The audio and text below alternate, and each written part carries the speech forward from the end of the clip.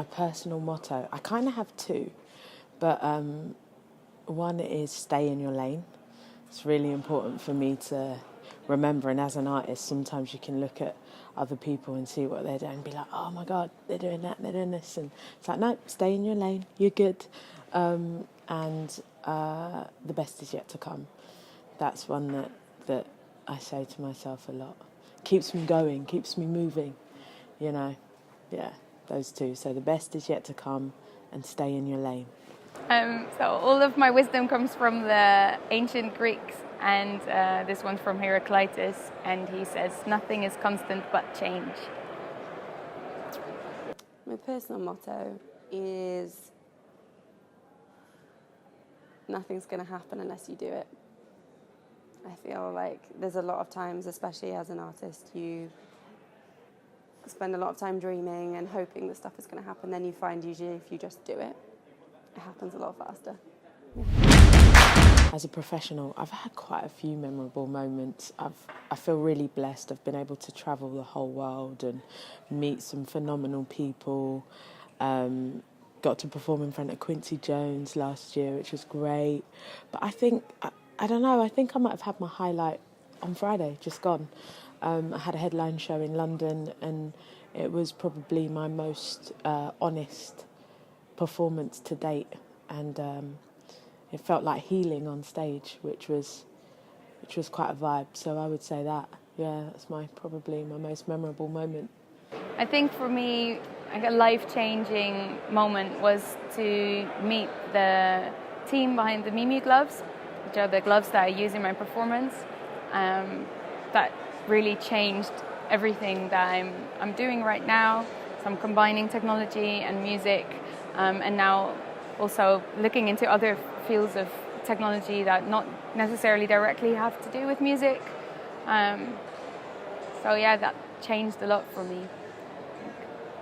I've had a lot, but I'd say this year we just got back from running a writing camp in LA, an all-female writing camp with YouTube, and that was probably, that whole week was super intense, but probably one of the most rewarding things we've ever done. As an artist, I got to write with some amazing people that I love, and as a writer, I got to also write with some amazing people that I love, and seeing all those women come together was pretty insane. What did I learn? I guess what I can take from it is, I guess my level of professionalism now.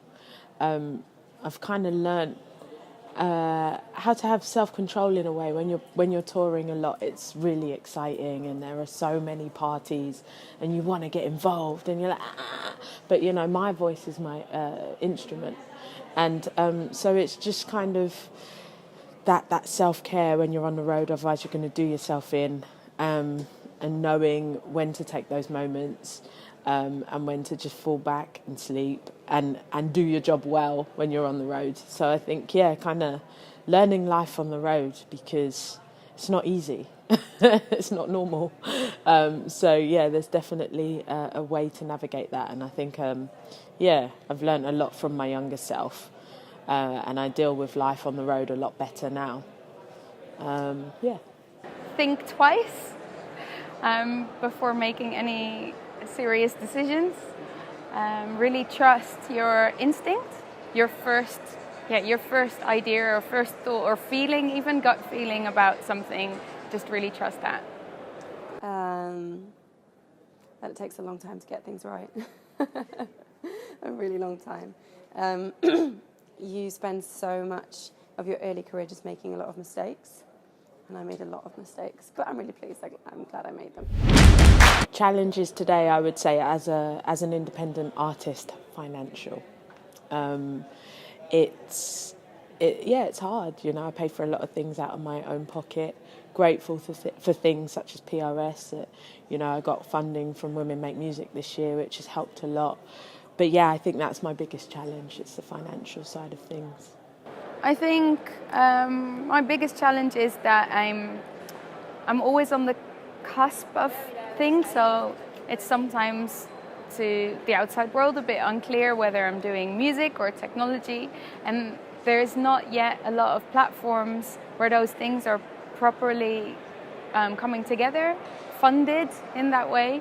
So I feel like I'm always trying to convince people that this is what music is now, where there's a lot of technology involved, and that there needs to be, even in music, there needs to be spent a lot of time and also money on developing the technological side. And I think both industries are like, they need to come together more. And for me personally, that just means that I want to do things that are not easy to fund always.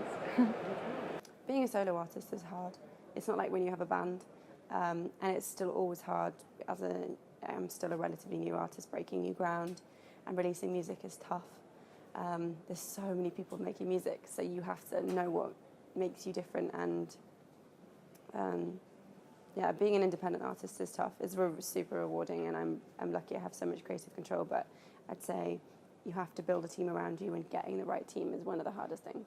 Message for my fans: thank you for your patience and your support. Message for my future fans: welcome and thank you. And I guess to the sector, let's keep talking, keep listening to each other. Artists are, sensitive, and their art is their life. So, let's keep the dialogue going. I think the thing that I believe most is that that art and our human expression needs to always be at the forefront of what we do. And using tech is amazing, but we shouldn't let it lead what we're trying to make or trying to express. So it should be the other way around, and then we can create truly exciting things. For the industry, I want to say employ more women. You know who they are, they exist, employ them. For my fans, thank you for sticking by me consistently. It's taken me a really long time to release new music, but actually I have a new single out on November the 1st. It's been some time, so thank you for being so patient. And everybody else, if you don't know who I am, hopefully you will soon.